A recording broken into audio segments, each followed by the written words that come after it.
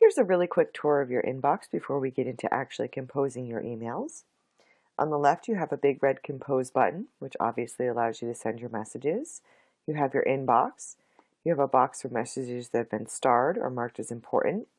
Your sent mail gets saved to this folder. And you also have a folder for drafts, which are messages that you've started to write but haven't actually sent. You also have your circles, which are linked to your Google Plus account, which we won't even talk about right now. You also have folders you may have created that you're filtering messages into. Using this button here, you can change your inbox view to all messages, none, read or unread, starred or unstarred. You can refresh your inbox to see if you have any new email messages. And you can mark all your messages as read. If you come over here, you have left and right arrows. This will allow you to navigate between pages of messages you may have. And then the gear icon, which allows you to change your settings. I'm going to come back here to this More button. If you choose a particular email message, you get this new bar, which gives you more options of what to do with that message. The box with the minus sign in it allows you to narrow down once again. The Archive button allows you to send a message into your archive, which doesn't actually delete it, but it does take it out of your inbox if you don't want to have a crowded inbox. You can mark a message as spam. You can also delete a message permanently. You can move your messages into different folders that you've created, or your spam or trash folder. You can even create new folders from here. You can also add labels to your messages. If you've already started making labels in your settings, you can also create new labels here and manage them. And then under the More box now, you can mark as unread, important. You can add it to your tasks. You can star the message. You can filter messages like these, and you can mute a sender if you don't want them to know that you're not reading their messages, but you don't really want to read them. So now it's time to compose your first email. On the left-hand side, you'll see this red Compose button. When you click on it, a new message window appears. In the to line, you enter the email address of the person you wish to send an email to. You can also carbon copy a message, which is what CC stands for, so that if you want to send it to more than one recipient, you can add this address here. You can also have multiple recipients in the to line. If you ever want to send a message to somebody as a blind carbon copy, that means that the person with the blind carbon copy can see everyone who's gotten the email, but the other participants in the email can't see that that person got the email. In your subject line would go a subject. And this is where you compose the body of your message.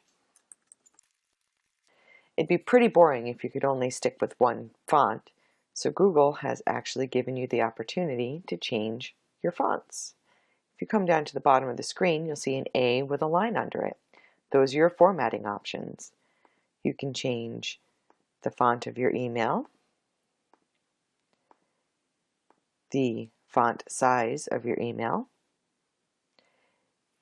and just like in word processing programs, you can add bold, italics, or underline.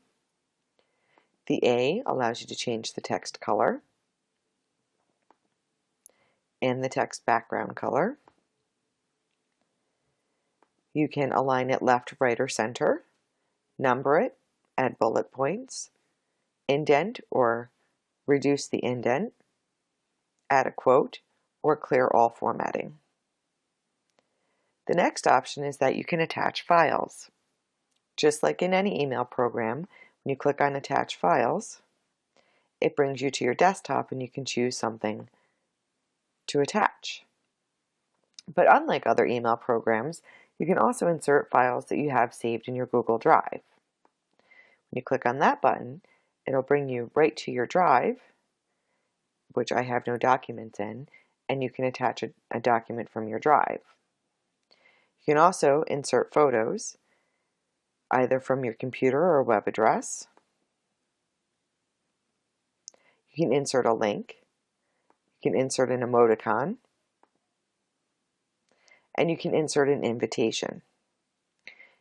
If you ever are in the middle of writing an email and you realize you don't want to send it and you don't want it to save to your drafts, you just click on Discard Draft. More options in your email include the ability to add labels, turn it into plain text, print it, and check your spelling. Once you've finished composing your message, when you're ready to send, you hit the blue Send button. Google will inform you that it is sending your message and now that it has been sent. Now it's time to read your email.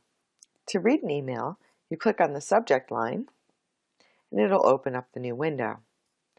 If you need to reply to a message, you have two options.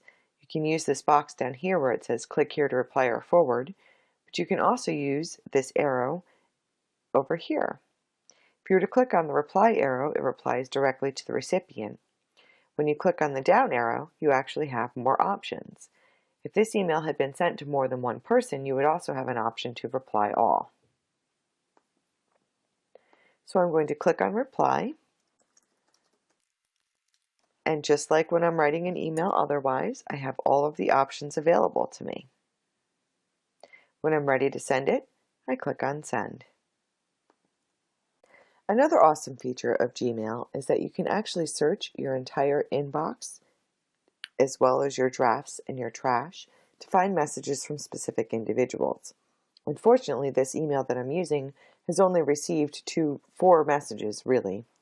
But if I were to start typing my first name, I would come up with all of the messages that may have come from that person. So if I look for messages from Shannon Mersand at Gmail, I'll see that I have a test email that was received, as well as a draft of something that I was sending to them, and another email down here about an item that was shared with me.